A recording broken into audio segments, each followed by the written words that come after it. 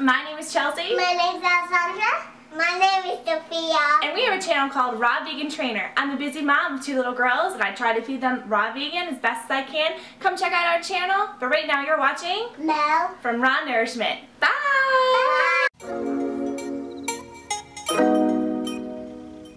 Hello everyone, it's Mel from Nourishment. Welcome back to another episode. Well, today I wanted to talk to you about sodium. Now, I have been on the high carb, low fat vegan journey for over 1.5 years now and have been doing a lot of experimentation with salt. Check out these images here. They are taken both one day apart. In the first image, you will notice that my cheeks look a lot puffier, and then the next day I look back to normal. The only difference is a high sodium increase in my diet. That's due to eating out at restaurants where I don't really have as much control over what goes into my food as if I was at home. I've also done some research around the world to find out what are the dietary requirements for sodium in different countries. Okay, so we have a look at the American government site. It states that you should be having 3,400 milligrams of sodium per day. Whereas have a look at the Canadian website, which actually has a really good definition of sodium, which sodium is a mineral that is required for maintaining blood pressure and a normal fluid balance in the body and transmitting nerve impulses. Then when we scroll down, it states that you should be having between 1,500 milligrams and 2,300 milligrams. Next, we'll have a look at the UK, and we're looking around 2,400 milligrams of sodium if you are 11 and over. On the Australian website, under the National Health and Medical Research Council, it recommends that we should be having 2,300 milligrams of sodium per day. Also, I have some words of inspiration from Dr. MacDougal. What I want to talk to you about is probably one of the most controversial subjects there is, and that's salt. Everybody, every dietitian, every doctor, almost every scientist, and of course every shopper knows that you should eat a low sodium diet. Salt is a primary taste of the human being. You might remember from your high school or junior high biology that the tip of the tongue tastes salt with pleasure. Was that a mistake of nature? No, it wasn't. People are supposed to eat salt. In fact, we're supposed to seek salt. As a matter of fact, I can substantiate scientifically and logically that if you don't get enough sodium, you risk illness. Eating a low-salt diet is not going to translate into better health for you. I'll tell you why a high-sodium diet or high-salt diet is dangerous. It's because of the company that salt keeps. Salt is mixed up with bad foods like salami and cheese. You know, your lunch meats. That's where the salt comes from, and that's where the problem is. When you eat a high-salt diet, you're eating all of these dangerous foods. You like salt? I want you to enjoy your diet. Put a little salt on the surface of the food.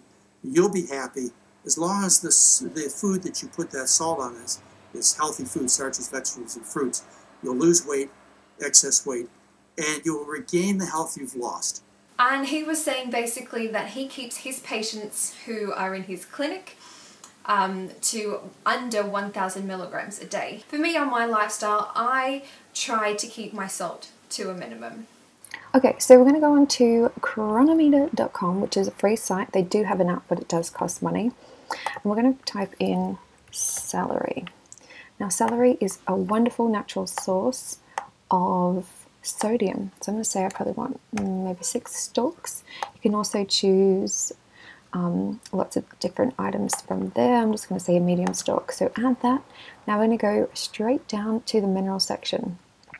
Now, from those stalks, we had 192 milligrams of sodium. So if you guys have any other fruits or vegetables that you love that have a high sodium, then please let me know in the description. When I was raw and I was eating no processed foods and not adding salt to my food, that I became very, very sensitive when I was consuming salt products. I did notice for me that soy sauce and olives were super, super salty when I had cut out the salt.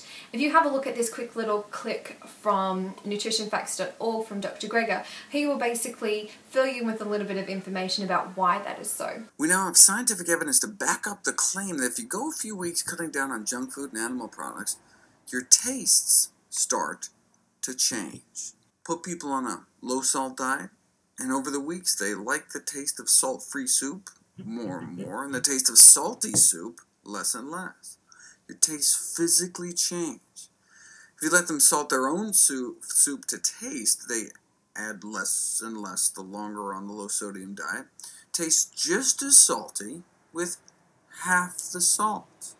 Just the longer we eat healthier foods, the better they taste. Please let me know, what have you experienced with sodium on your journey so far to become the greatest version of yourself? If you like this video, hit the thumbs up.